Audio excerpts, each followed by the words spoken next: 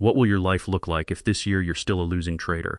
I'm not asking how much money you'll lose. That number, painful as it is only the surface. I'm asking about something deeper. Your life, layer by layer, how it will erode if you don't stop to look straight at the truth that you are losing. There's something strange about losing money in trading. It doesn't attack you at a single point. It's not like being fired, where you lose your job and that's it. It's not like an illness, where you get treated and then recover. Losing money in trading is a form of erosion, layer after layer. It starts with your account, but it doesn't stop there. It spreads to how you sleep, then to how you talk to the person you love, then to how you see yourself in the mirror. And if you let it go far enough, it will reach the biggest question a human being can ask themselves. Does this life still mean anything at all? Does that sound exaggerated? I understand why you'd think so.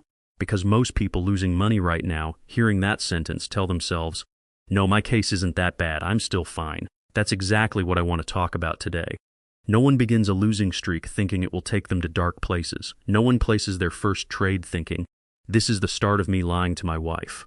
No one funds a demo account dreaming of the day they'll stare at the ceiling at 3 in the morning, counting how many months of money they have left. But it happens. It happens to hundreds of thousands of people every year, around the world, regardless of nationality, education, or starting income level. And it happens in a sequence that's almost predictable. That's why today I won't talk to you about one loss. I'll talk to you about 7 layers of life that a losing trader passes through, in order, if no one or nothing stops them. And at the end of this video, I'll ask you one question, a single question, but it might be the most important question you ask yourself all year. Let's begin. Layer 1. Your account lies to you before you lie to anyone else. People tend to think the first layer of losing is money. True, but not quite precise enough. The first layer is actually an illusion about money. Imagine someone opens an account with $2,000. The first month, they make $300 in profit. That feeling is incredible, almost unbelievable, not because of the amount, but because it confirms something they'd hoped for a long time.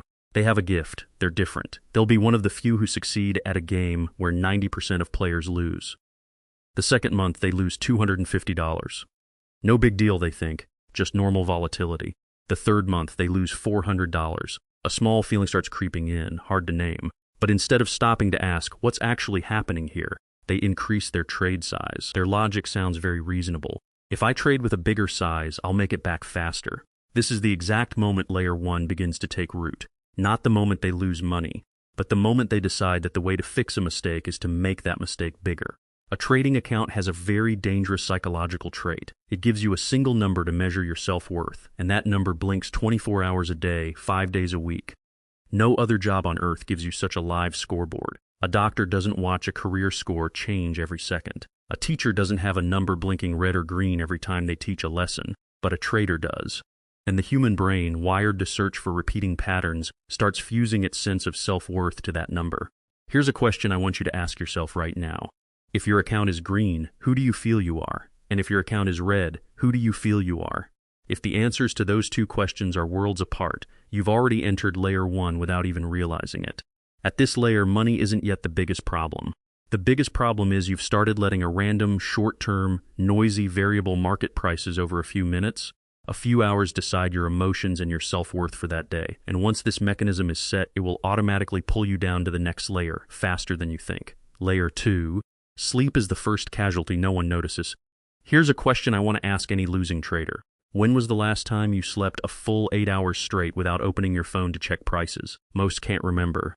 This is layer 2, and it's far quieter than layer 1 because it doesn't show up on any account statement. No one measures it. But it's the foundation for everything terrible that happens afterward. When someone carries a losing position overnight, whether Forex, stocks, or crypto, their brain doesn't power down when they close their eyes. The region of the brain responsible for alertness and threat detection, called the amygdala, stays highly active. Biologically, their body is going through the same thing as someone waiting for bad news from a hospital. Cortisol, the stress hormone, rises at night, exactly when it should be at its lowest for the body to recover. The result? They sleep, but don't rest. They wake up, but aren't alert. And a chronically sleep-deprived brain has a very dangerous trait for a trader. It evaluates risk far worse than usual. Sleep studies have shown that sleep deprivation affects the prefrontal cortex, the region responsible for rational decision-making and impulse control, in a way that resembles being mildly drunk. You don't feel drunk, but you're making trading decisions with a brain operating 20 to 30% worse than when you're well rested. What's even scarier, most people don't recognize this loop. They think they're losing because of bad analysis, because of poor money management, because they haven't found the right strategy yet.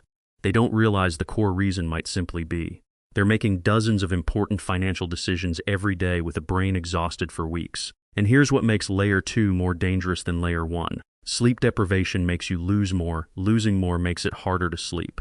That's not a straight line downward. That's a spiral. Do you notice anything happening in your own life right now? Do you open the charts every night before bed, just to check for a bit? Do you wake up in the middle of the night, not because of a noise, but because a vague sense of anxiety pulls you toward your phone? If so, Layer 2 has already begun, and it's quietly preparing the ground for Layer 3, the layer where everything starts becoming more tangible, easier to notice, but also much harder to accept.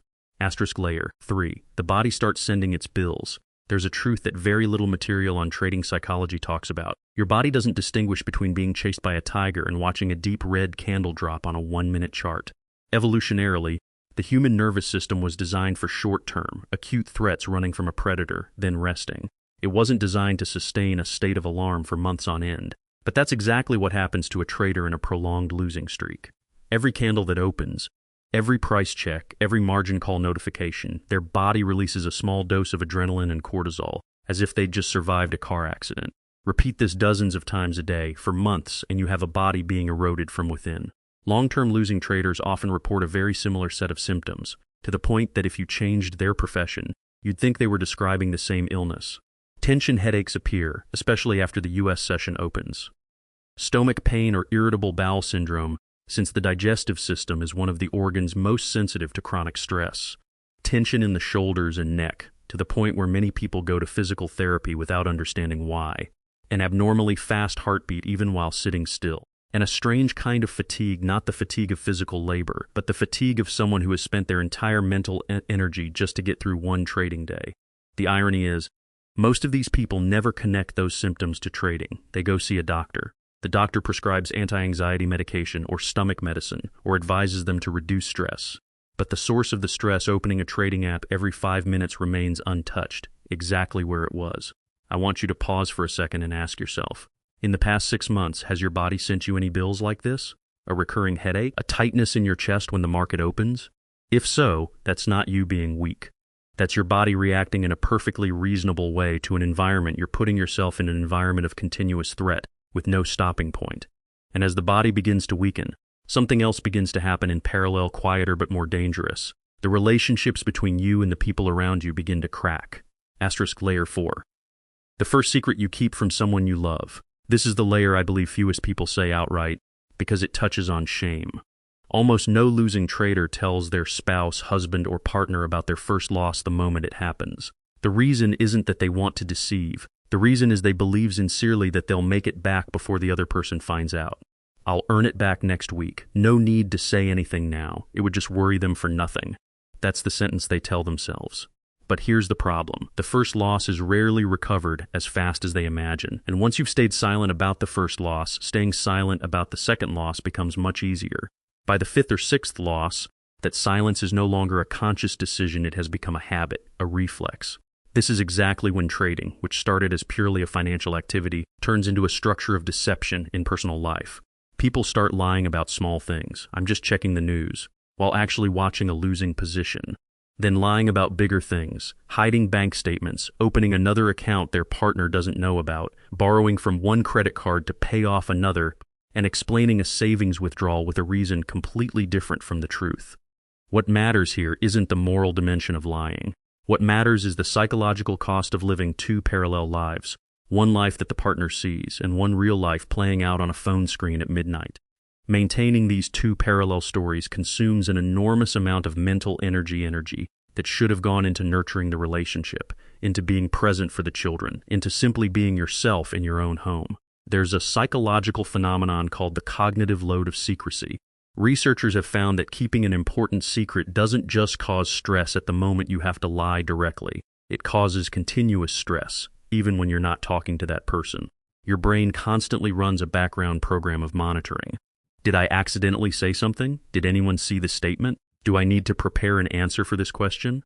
This explains why so many losing traders describe their feeling as always on guard. even during moments that should be the most peaceful: a family dinner, a vacation, an evening watching a movie. And here I want to ask you a hard question. Is there anything about your current financial situation that the person you love most doesn't know about? If so, you don't need to answer me, but answer yourself, because that answer is the clearest indicator of which layer you're currently on in this journey. What makes layer 4 especially dangerous is it creates a feedback loop. The stress of keeping a secret makes you trade worse. Trading worse makes the losses bigger. Bigger losses make the secret harder to tell, and so it goes. The relationship that should be your safest refuge gradually becomes a place where you have to perform a role every single day. Ask layer 5. When you start avoiding people who used to be your closest friends, there's a pattern that occurs almost universally among long-term losing traders. They gradually shrink their social circle. At first, it doesn't look like deliberate isolation. It starts with very reasonable excuses. I'm busy, I need to watch the market.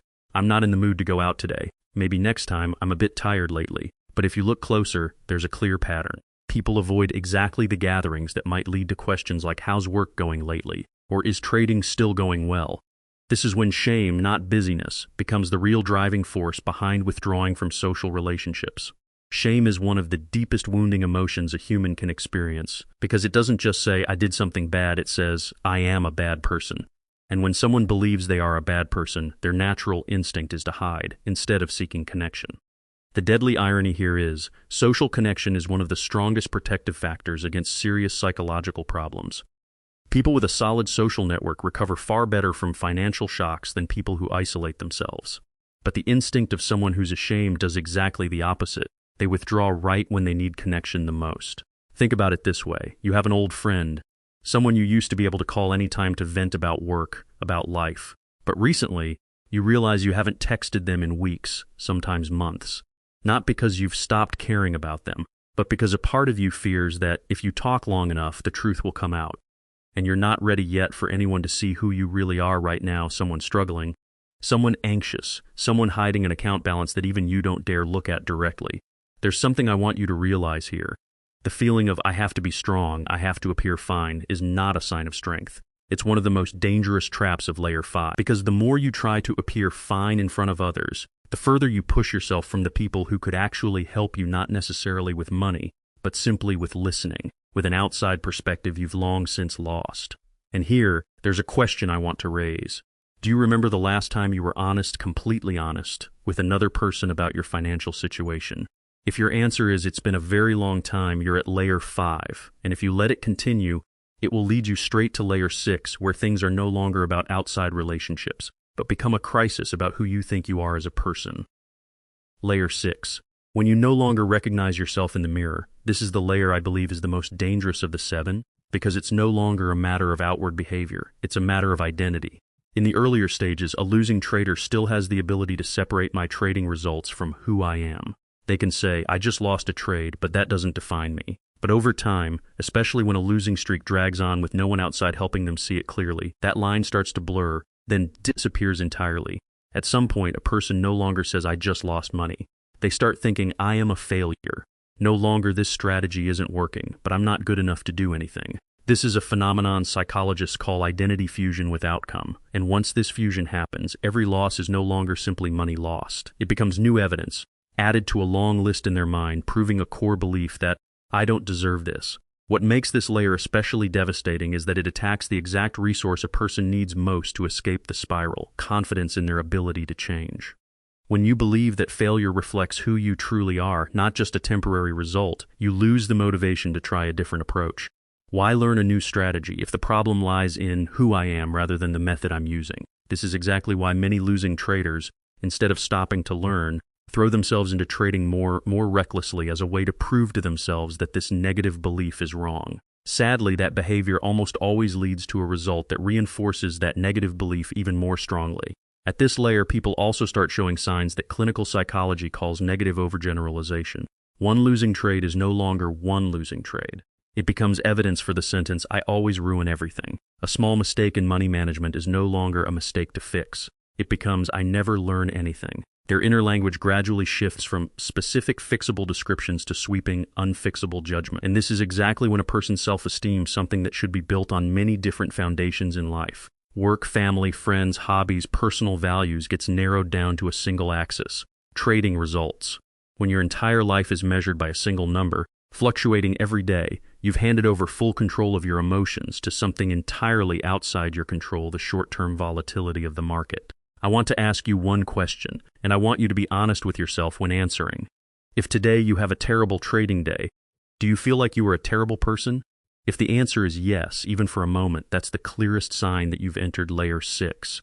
And if layer 6 goes unrecognized, unaddressed, it will lead straight to the final layer, a layer I have to talk about with the utmost care, because it touches the deepest parts of the human soul. Asterisk layer 7, when the question is no longer, how do I make it back?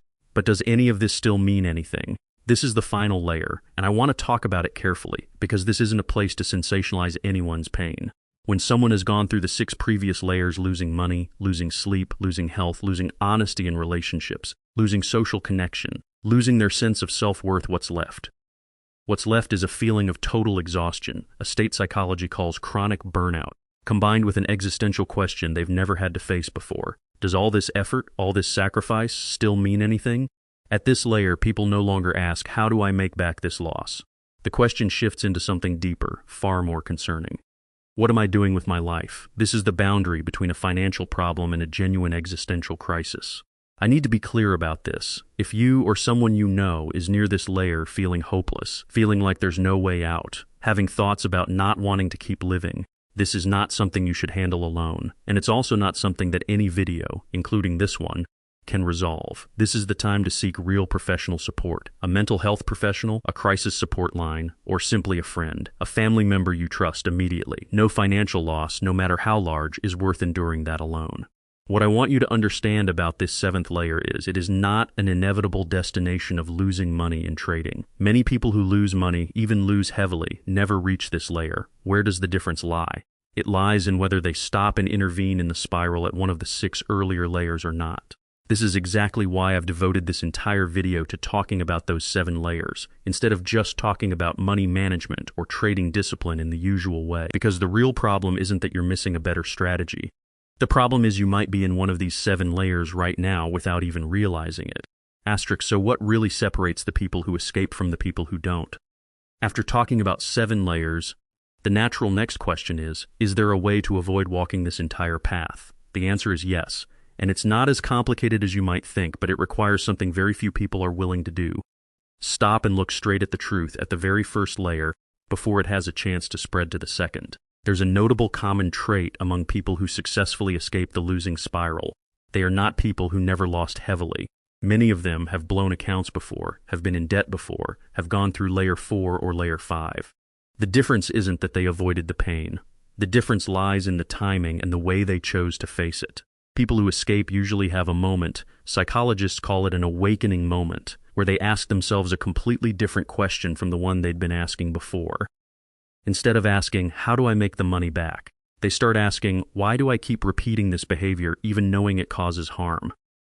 This shift in the question, though it seems small, is actually an important turning point because it moves the focus from the outcome, the account balance, to the process, the behavior and psychology that led to that outcome.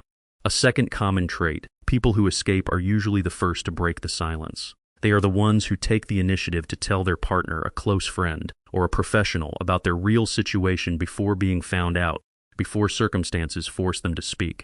This action, though painful in the moment, releases an enormous amount of psychological energy that was previously spent maintaining the secret. Many describe the feeling after confessing as like a stone lifted off the chest, even when the financial problem hasn't been solved yet. The third common trait, and perhaps the most important, people who escape separate their self-worth from their trading results deliberately. Through repeated practice, not overnight, they learn to say, this trade lost, but that doesn't say anything about whether I'm a person of worth or not. This isn't a mantra for self-comfort. This is a genuine cognitive skill, one that can be trained like any other skill through journaling thoughts, through cognitive behavioral therapy, through actively building other sources of self-worth outside of trading. Asterisk, 3 questions to check where you stand right now. Before I close, I want to leave you with 3 questions. Not for you to answer to me, but for you to answer to yourself as honestly as possible. The first question, is there anything about your current financial or trading situation that the person you love most doesn't know about? If so, that's a sign you're at layer 4 or beyond. The second question, in the past 3 months, Has your sleep been directly affected by what happens on the price charts? If so, layer 2 has already started taking root in your body, and it's preparing the ground for the layers ahead. The third question, and perhaps the most important one, if you imagine yourself still trading exactly the way you are now, 1 year from today, what do you feel? Excitement or a quiet fear you haven't dared to name yet? The answers to these 3 questions aren't here to judge you. They're here to give you a map, a way to see exactly where you're standing among the 7 layers we just walked through, before you go any further without realizing it. What I want you to carry with you after this video: trading in itself is not the enemy. Millions of people around the world trade every day without falling into any of the 7 layers we just discussed. The difference between them and the people who fall into the spiral isn't that they're smarter, or luckier, or have more capital. The difference lies in whether they build, from the very start, a clear boundary between who they are and their trading results, a boundary they consciously protect every single day. If today, after hearing these 7 layers, you realize you're somewhere in this journey, layer 2, layer 4, or even further, I want you to know one thing: realizing that is not a failure. It's the first step, and perhaps the most important step, toward reversing an entire process that, without intervention, will keep pulling you further away. No financial loss is ever so large that it can't be recovered. But there are wounds to your health, to your relationships, to your own image of who you are, that if left to go too far will take far longer to heal than it would take to recover an account balance. The question I leave you with isn't, how do I become a profitable trader? It's a different question, far more important. Which layer are you on among these 7 right now? And what are you willing to do, not to make the money back, but to get back your own life starting today?